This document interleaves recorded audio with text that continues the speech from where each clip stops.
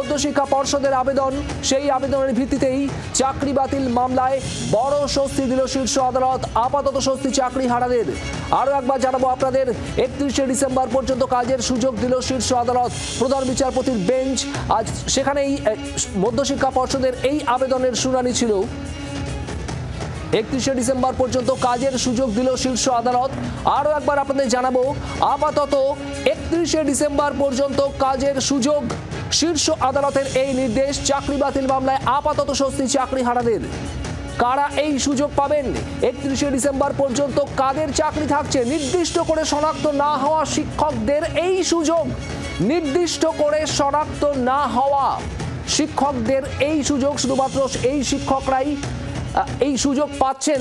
31শে December পর্যন্ত চাকরি থাকছে সুপ্রিম কোর্টের। যারা যোগ্য তাদের আপাতত কাজে বহাল রাখা হোক, এমনটাই আবেদন ছিল মধ্যশিক্ষা পর্ষদের।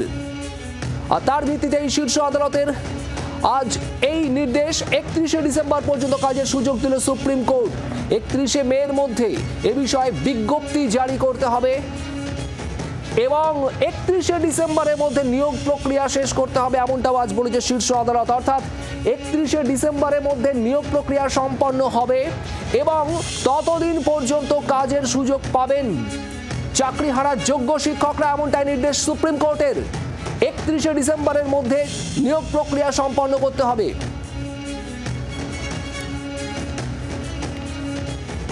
রাজীব চক্রবর্তী আমাদের প্রতিনিধি নয়াদিল্লি থেকে রয়েছেন আমাদের সঙ্গে। রাজীব, ঠিক কি বলা হলো শীর্ষ আদালতের তরফে, একটু ডিটেলে বলো। দেখো, শীর্ষ আদালত আজকে স্পষ্ট করে জানিয়ে দিল যে যারা যোগ্য প্রার্থী হিসেবে, যোগ্য চাকরি শিক্ষক হিসেবে চিহ্নিত হয়েছেন তদন্তে, তারা আপাতত চলতি শিক্ষাবর্ষে কাজ চালিয়ে যেতে পারবেন। তাদের যে স্কুলে যে চাকরি তারা চালিয়ে যেতে পারবেন এবং সেক্ষেত্রে যারা অযোগ্য বলে চিহ্নিত তারা কিন্তু কোনোভাবেই পারবেন না। আবারও জানিয়ে রাখি, যারা যোগ্য শিক্ষক হিসেবে চিহ্নিত হয়েছেন আগেই, তারা তাদের কাজ চালিয়ে যেতে পারবেন এবং এর মধ্যে রাজ্য সরকার, মধ্যশিক্ষা পর্ষদ এবং এসএসসিকে নির্দেশ দেওয়া হয়েছে আগামী 31শে মের মধ্যে বিজ্ঞপ্তি দিতে হবে, 31শে ডিসেম্বরের মধ্যে নিয়োগ প্রক্রিয়া সম্পন্ন করতে হবে।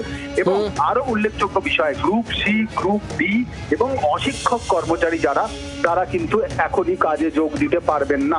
অর্থাৎ তাদের যারা চাকরি হারিয়েছেন তারা আপাতত চাকরি ফিরে পাচ্ছেন না এবং এই যারা চাকরি ফিরে পাচ্ছেন এক্ষেত্রে কিন্তু শর্ত সাপেক্ষে। তার কারণ স্পষ্ট করেই বলে দেওয়া হয়েছে যে যারা এই নিয়োগ কর্তৃপক্ষ যারা নিয়োগ করবেন তাদেরকে কিন্তু কিছু শর্ত মানতে হবে। সেই শর্তের মধ্যে রয়েছে 31শে মের মধ্যে বিজ্ঞপ্তি প্রকাশ করা, 31শে ডিসেম্বরের মধ্যে নিয়োগ প্রক্রিয়া শেষ করা।